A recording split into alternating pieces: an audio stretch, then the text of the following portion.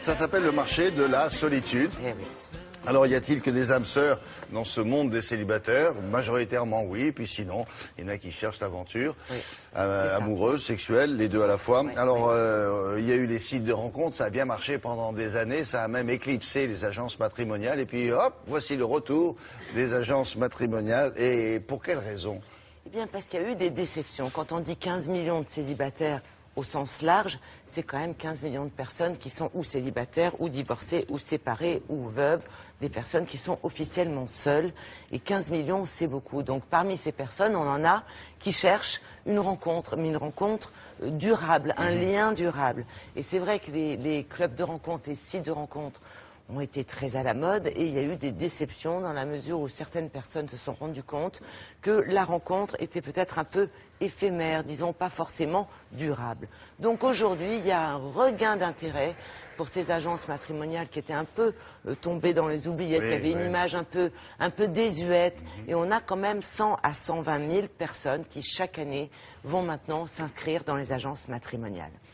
Comment ça se passe? C'est comment dirais-je, ce sont des organismes où on est beaucoup mieux encadré juridiquement. Et c'est pour cela d'ailleurs qu'il y a ce regain d'intérêt. Vous allez signer un contrat, vous allez avoir des garanties. Et ça, c'est important. Garantie de rencontrer un certain nombre de personnes. Absolument. Et garantie de faire la bonne rencontre, ça non, évidemment. Non, ça non. Ça, il y a une obligation de moyens, mais pas forcément de résultats. On est dans l'impalpable, c'est vraiment, on ne peut pas... Le mot est bien choisi. Mais oui, on n'est pas au supermarché non plus, donc il n'y a pas forcément un résultat, mais généralement...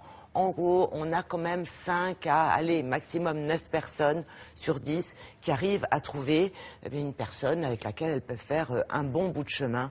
Et cet encadrement juridique est important. Alors, nous avons visité une agence qui a pignon sur rue, ça aussi c'est important.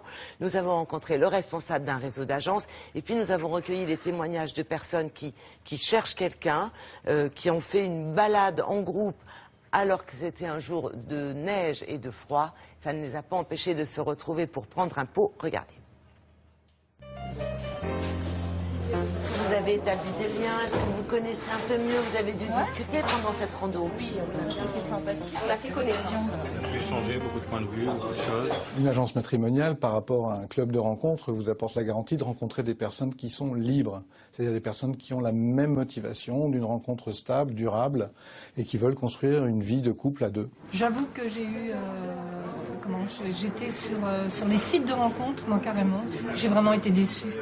Pour faire des rencontres sélectionnées et personnalisées, j'ai besoin de deux choses, de vous connaître et également de connaître vos attentes en matière de profil pour qu'on puisse le définir ensemble. Je suis à la recherche de quelqu'un qui ne soit pas dans la consommation humaine, c'est-à-dire qui soit à la recherche d'une construction durable, d'un vrai lien avec quelqu'un. Qu'est-ce que vous attendez trouver dans les personnes que vous allez rencontrer? L'amour. Je pense qu'il faut pousser un peu le destin, quoi. Et voilà, c'est ce que je fais. Un contrat, d'abord, c'est vérifier qui est la personne qui vient nous voir, donc sa situation professionnelle, sa situation maritale, si elle est vraiment libre, son état civil, tout simplement, et savoir quel c'est son objectif de vie, c'est-à-dire de trouver avec nous une adéquation sur la relation stable qu'elle veut envisager. Alors justement, est-ce que vous aimeriez faire des rencontres lors de loisirs en plus des rencontres individuelles? Ah oui, oui, complètement. Mais vous êtes super jeune pour être inscrite. Je suis jeune, mais les rencontres de nos jours, c'est de plus en plus difficile. Et j'ai deux enfants aussi. Donc justement, j'ai eu une vie avant et qui a duré pas mal d'années. Et du coup, ça complique énormément les rencontres avec les jeunes hommes ou les hommes de mon âge, quoi. Donc, vous seriez pas un peu timide? Oui, c'est aussi une barrière, effectivement, je suis timide. Une agence sérieuse vous proposera un service non limité dans le temps. Les contrats de 3 mois ou 6 mois sont des contrats trop courts pour réussir. Ce que j'attends d'un homme, qu'il soit sincère, beau. Moi, je suis très fleur bleue, moi. Ce que j'attends, c'est aimer et être aimé. Quand on se marie, aussi pour la vie, voilà. Quelque part, on est dans cette disposition. On cherche voilà, on cherche celle qui va être notre compagne pour le restant de nos jours. Est-ce qu'il y a des dénominateurs communs, quel que soit leur âge, quel que soit le sexe? Est-ce que ça a augmenté le nombre des célibataires en France au cours des 20 dernières années? Ça a doublé en 25 ans.